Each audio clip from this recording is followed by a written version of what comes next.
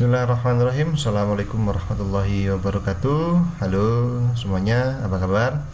Semoga kalian semua dalam keadaan sehat dan semangat untuk belajar. Pada kesempatan kali ini kita akan bahas topik yang sangat penting dalam kehidupan kita sebagai umat muslim, yaitu mengenai zina. Zina adalah salah satu perbuatan yang sangat dilarang dalam agama Islam, dan bukan hanya dari segi agama tetapi juga dari segi moral dan sosial. Oleh karena itu penting bagi kita untuk memahami apa itu zina, bagaimana akibatnya, serta apa hukum yang berlaku bagi pelakunya. Dalam video kali ini kita akan menggali pengertian zina, jenis-jenisnya, serta hukuman yang diberikan dalam agama Islam. Semoga setelah menonton video ini kalian semua bisa lebih memahami dan menjauhi perbuatan zina, serta selalu menjaga diri dan kehormatan sebagai seorang muslim. Nah, tanpa berlama-lama lagi, mari kita mulai pelajaran kita kali ini. Yang pertama adalah memahami hukum zina dalam Islam. Zina adalah perbuatan terlarang dalam agama Islam yang membawa konsekuensi serius baik di dunia maupun akhirat. Lanjut ya, memahami zina.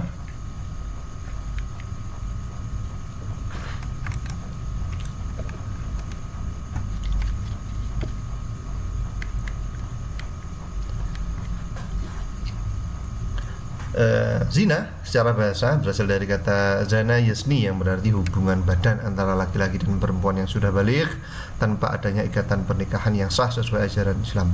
Sedangkan secara istilah, zina merujuk pada hubungan badan yang mirip dengan hubungan suami istri yang dilakukan oleh laki-laki dan perempuan yang tidak terikat pernikahan, baik keduanya sudah menikah, belum menikah, atau salah satunya sudah menikah. Kemudian larangan zina itu sudah jelas termaktub dalam Al-Quran dan hadis. Dalam Al-Quran, larangan zina secara tegas diungkapkan dalam Al-Quran, khususnya dalam surat Al-Isra ayat 32, yang melarang kita untuk mendekati perbuatan zina. Mendekati saja kita tidak boleh, apalagi kita sampai melakukannya.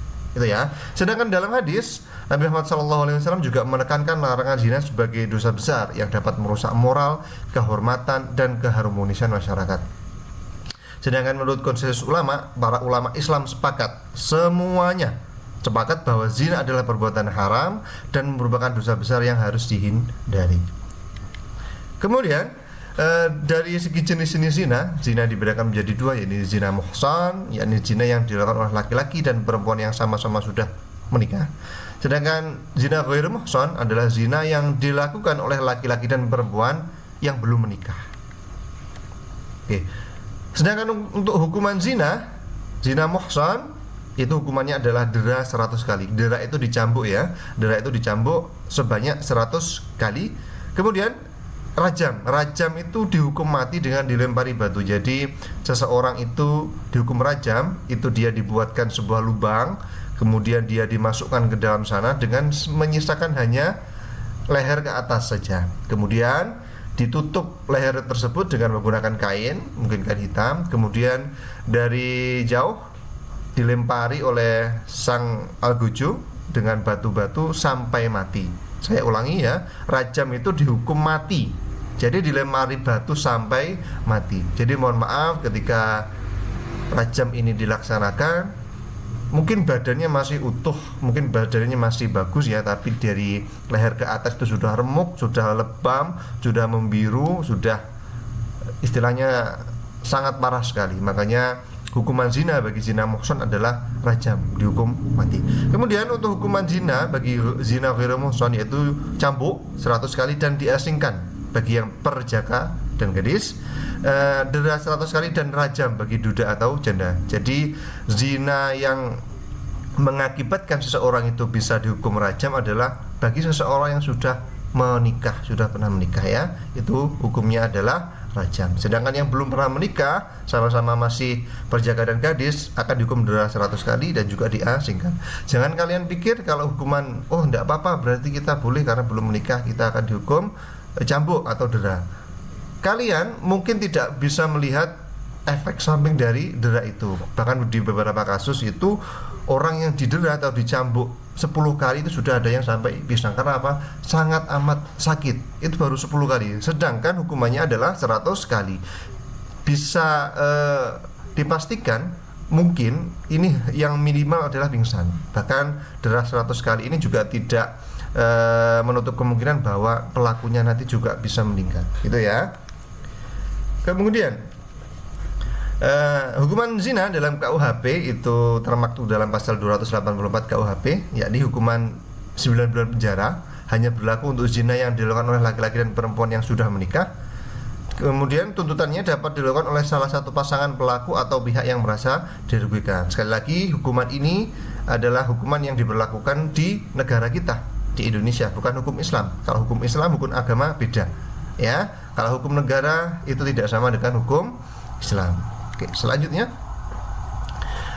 syarat penerapan hukuman zina. Jadi tidak serta-merta orang itu bisa langsung dihukum zina, karena hukumannya yang amat sangat berat, tentu harus ada prasyaratnya. Yang pertama yakni perbuatan zina yang disengaja. Zina harus dilakukan dengan sadar dan tidak karena paksaan. Jadi kalau ada orang yang berzina kemudian dia itu mohon maaf diperkosa, dipaksa, maka dia tidak dapat hukuman. Karena apa? Zina harus merupakan perbuatan yang disengaja. Kemudian pelaku juga mukallaf, pelaku sudah harus balik dan berakal sehat. Kalau yang melakukan zina itu masih anak-anak ataupun orang gila, maka dia tidak dapat hukuman zina. Kemudian yang ketiga ini yang paling penting, yaitu terdapat bukti. Jadi tidak serta-merta kita langsung menghukum orang yang berzina tanpa bukti. Apa saja buktinya? Bukti pertama dapat berupa saksi 4 orang laki-laki atau 2 orang perempuan. Jadi saksi di sini adalah saksi yang memang benar-benar melihat betul secara mata, bukan kalau bahasa Jawa jara ini, bukan karena jari ini, tapi memang benar-benar melihat pelaku tersebut melakukan zina. Kemudian pengakuan, jadi orang yang berzina itu mengaku secara jujur bahwa dia telah berzina, atau korina atau indikasi kehamilan. Kemudian orang yang menuduh zina ini juga terdapat dalam hukum Islam. Jadi orang yang menuduh zina tanpa bukti itu juga dapat hukuman. Makanya hati-hati. Kalau kita mengetahui orang itu berzina, kita juga harus mendatangkan saksi 4 orang laki-laki atau 2 orang perempuan. Jadi tidak serta-merta kita langsung menuduh zina langsung dihukum. Oh tidak, harus ada syarat-syarat yang harus dipenuhi. Jadi orang yang menuduh zina atau disebut kadzab ini adalah akan dilaknat dari Allah di dunia dan akhirat. Karena apa? Orang yang menuduh perempuan baik-baik melakukan zina akan mendapatkan laknat dari Allah Subhanahu wa taala di dunia dan akhirat. Jadi kalau kalian misalkan ada orang yang menuduh zina, itu harus memberikan bukti ya, tidak boleh serta-merta. Jangan kalian benci sama orang, jangan kalian tidak suka sama orang kemudian kayaknya dia pernah melakukan zina tanpa adanya bukti. Ini sangat buruk karena akan dilaknat oleh Allah baik di dunia dan di akhirat. Kemudian hukumannya apa? Kalau menuduh tanpa bukti, hukumannya dalam Islam, ini saya ulangi ya, dalam Islam akan mendapatkan dera atau dihukum cambuk. Sebanyak berapa, Mak? Sebanyak 80 kali. Ya. Sekali lagi, hukuman dera ini 80 kali hanya akan diberikan kepada orang yang menuduh zina tanpa bukti. Ya, kan hati-hati. Karena dampaknya amat sangat panjang. Kalau kalian menuduh tanpa bukti akan mendapatkan dera kalian yang menuduhnya.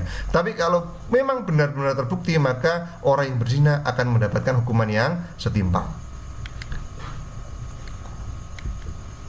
Jadi kesimpulannya adalah zina merupakan dosa berat yang berujung penyesalan. Ya. Kemudian kita harus melindungi diri dan keluarga kita dari zina. Karena apa? Kehormatan keluarga, kehormatan diri merupakan hal yang amat sangat penting. Apalagi tidak hanya di hukum Islam, hukum negara juga memiliki hukuman yang berat bagi yang melakukannya. Karena apa? Kalau kita bisa menjauhi zina, maka kita akan menuju jalan kebaikan, kita akan menjaga kehormatan, kita akan menjaga nama baik diri dan keluarga, dan insya Allah jalan menuju ke surga. Oke? Itu saja yang bisa saya sampaikan. Semoga materi pada pertemuan kali ini bisa mendapatkan manfaat. Semoga kalian bisa mengambil ibrah atau pelajaran dari materi kali ini, dan semoga kalian bisa benar-benar menerapkan, apalagi di zaman modern ini, untuk menjauhi pergaulan bebas dan zina. Terima kasih. Akhirul kalam, wallahul muwaffiq ila aqwamit thoriq, wal afu minkum. Assalamualaikum warahmatullahi wabarakatuh.